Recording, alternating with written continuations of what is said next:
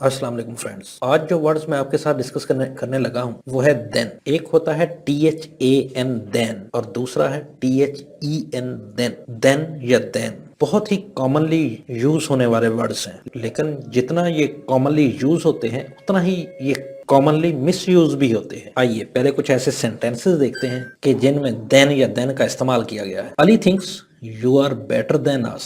Then he picked up another pen. No one could have been more private than Ali. He said something and then walked away. It was 4,000 meters high, much higher than he could reach. Her lower lip pushed out and then she started to cry. I'll call you no later than 7 p.m. The company needs a good manager more than ever. Life is better now than it has ever been.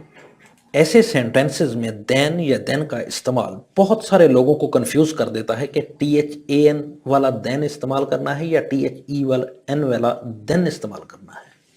THAN वाला then ये उस वक्त इस्तेमाल होता है जब दो चीज़ों का कंपैरिजन किया जा रहा होता है, मुकाबला किया जा रहा होता है, तकाबुल में देखा जा रहा होता है, उस वक्त THAN वाला देन इस्तेमाल होता है। और मोस्ट ऑफ द टाइम ज्यादातर ये वर्ब की दूसरी फॉर्म के बाद इस्तेमाल होता है, मसलन smaller than, smoother than, further than, younger than, bigger than, longer than, better than, etcetera etcetera. इसके अलावा भी जहां कहीं कंपैरिजन हो रहा हो वहां पे देन THAN वाला देन इस्तेमाल होता है। ये कुछ और सेंटेंसेस देखें जिनमें देन का इस्तेमाल किया गया है।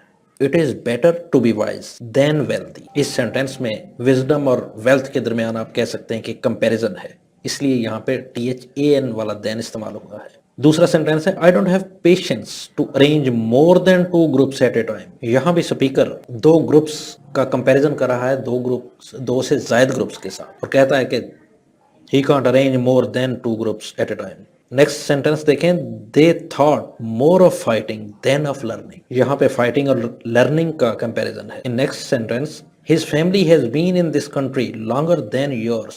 Similarly, to take rest, no place is better than home. इस सेंटेंस में भी होम का कंपैरिजन है with any kind of other place. उसके बाद आ जाता है देन, THEN देन। इसका सिंपल मीनिंग जो हम उर्दू में यूज करते हैं वो ये है कि तो या तब, या ये किसी काम की तरतीब को जाहिर कर रहा होता है।